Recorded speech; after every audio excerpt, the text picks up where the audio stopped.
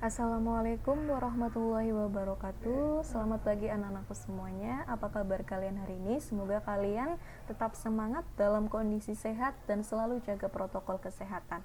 Hari ini saya Siti Hayati SPD akan menjelaskan materi mengenai manajemen persediaan.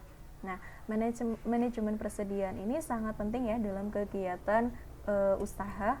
Jadi nanti harus di-manage betul-betul bagaimana persediaan itu akan dibeli atau dijual gitu ya. Perputaran persediaan ini harus di-manage baik-baik.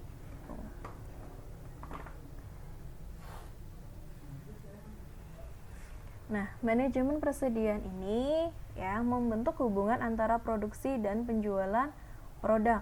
Nah, dalam manajemen persediaan ini persediaan itu dikelompokkan menjadi 3. Yang pertama bahan baku, yang kedua barang dalam proses, dan yang ketiga barang jadi. Kalau bahan baku otomatis di sini masih mentah ya. Barang dalam proses berarti dalam proses pembuatan. Lalu yang ketiga barang jadi berarti sudah jadi. Itu disebut persediaan. Lalu ruang lingkup barang dagangnya. Nah, ruang lingkupnya ini terdiri dari persediaan barang di dalam toko dan persediaan barang di dalam gudang. Nah, karena di sini di dalam bisnis retail, kalau tadi persediaan kan terdiri dari 3, persediaan bahan baku, ya barang jadi, dan dalam proses. Nah, kalau di dalam retail otomatis itu sudah jadi ya, barang jadi. Nah, cara menetapkan persediaan. Kesalahan dalam menetapkan persediaan dapat berakibat fatal. Contohnya, persediaan terlalu kecil. Apa akibatnya jika persediaan terlalu kecil? Otomatis hilangnya kesempatan untuk menjual atau memperoleh laba. Ya, kalau persediaannya terlalu kecil, apa yang mau dijual? Begitu ya. Otomatis itu akan mengurangi keuntungan yang akan Anda peroleh. Lalu yang kedua, persediaannya terlalu besar. Apa yang akan terjadi jika tidak bisa memanage dan persediaannya terlalu banyak begitu? Adanya biaya yang besar sehingga akan memperkecil laba dan memperbesar resiko. Ya, kalau terlalu banyak persediaannya, otomatis di sini resikonya ya resiko kerugian ya, karena labanya akan sedikit, ruginya banyak. Tujuan daripada manajemen persediaan di sini yang pertama untuk memberikan layanan yang terbaik pada pelanggan. Yang kedua, untuk memperlancar proses produksi. Yang ketiga, untuk mengantisipasi kemungkinan terjadinya kekurangan persediaan. Yang keempat, untuk menghadapi fluktuasi harga. Nah, ini keuntungan dalam meningkatkan persediaan. Nah, perusahaan itu pasti dapat mempengaruhi ekonomi produksi.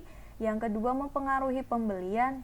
Yang ketiga, dapat memenuhi pesanan dengan lebih cepat.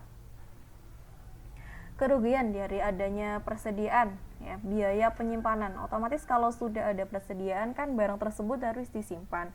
Nah, pasti butuh biaya-biaya, salah satunya adalah biaya penyimpanan. Lalu yang kedua, biaya pemindahan dari lokasi 1 ke lokasi 2 misalnya. Terus adanya pengembalian modal yang tertanam dalam bentuk persediaan. Nah, kalau kita mau membeli barang itu kan pasti membutuhkan modal ya yang harus dikeluarkan. Nah, fokus pada pengelolaan persediaan kali ini yaitu kita akan menentukan berapa banyak yang harus dipesan pada waktu tertentu, berapa banyak jenis persediaan yang harus disimpan, dan kapan sebaiknya persediaan itu dipesan. Jadi harus benar-benar mengetahui kapan waktu dipesannya, kapan persediaan itu harus disimpannya, dan kapan sebaiknya persediaan itu dipesan. Karena persediaan ini kan masing-masing mempunyai expired date-nya ya, atau waktu kadaluarsanya, sehingga harus betul-betul dilihat ya. Tujuan daripada pengelolaan persediaan di sini tujuannya yaitu menyediakan persediaan yang dibutuhkan untuk menyokong operasi dengan biaya minimum. Jadi persediaan ini sangat penting ya dikelola, karena jika ada persediaan maka otomatis akan menunjang operasi dengan biaya minimum. Nah, berikutnya mengenai biaya persediaan. Nah, biaya yang berhubungan dengan persediaan biasanya apa saja? Ada biaya penyimpanan, ada biaya pengadaan, ada biaya akibat kekurangan persediaan.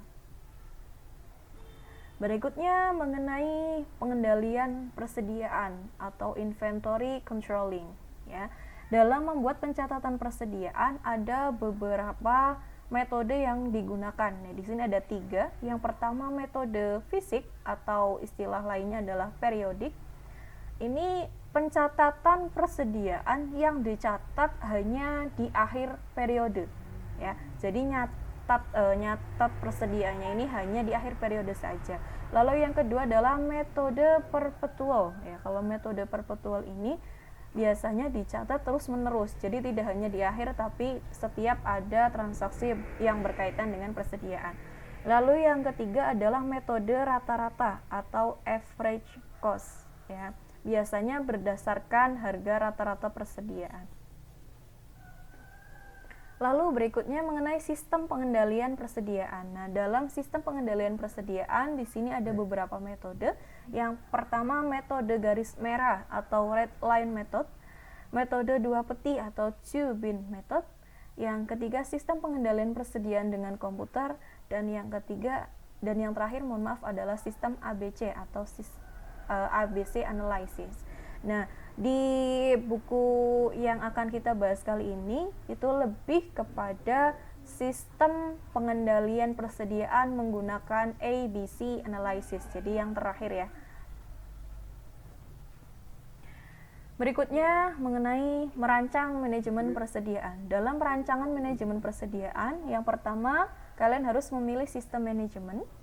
Lalu yang kedua mengatur produk pada sistem manajemen. Ya, dalam mengatur produknya ini berdasarkan nama produknya, deskripsi produknya, gambar produknya, kode batangnya, biayanya, harga, pajak, informasi pemasok, dan juga kuantitas. Nah, ini pengaturan produknya ya pada sistem manajemen. Nah, dalam menetapkan sistem manajemen persediaan, kalian terlebih dahulu harus membuat flowchart. Flowchart ini arus daripada persediaan tersebut. Dari awal masuk persediaan ya, dari pemasok, lalu disimpan, lalu dijual. Ini harus dibuat flowchartnya atau arus daripada persediaan tersebut. Lalu yang kedua, mengotomatisasi proses. Jadi kalau sekarang itu kan banyak sekali ya sistem-sistem yang digunakan dalam mengelola persediaan. Jadi tidak semuanya manual, tapi sudah menggunakan computerized. Lalu yang ketiga, pertahankan akurasi persediaan, dan yang terakhir mengurangi ketidakakuratan data persediaan. Nah, demikian materi mengenai manajemen persediaan. Pada intinya, dalam kegiatan perusahaan, mengelola atau memanage persediaan sangat penting. Karena jika persediaan terlalu banyak, maka akan merugikan perusahaan juga. Dan ketika persediaannya terlalu sedikit, maka akan mengurangi keuntungan daripada perusahaan. Jadi harus dikelola baik-baik, tidak boleh terlalu banyak dan tidak boleh terlalu sedikit.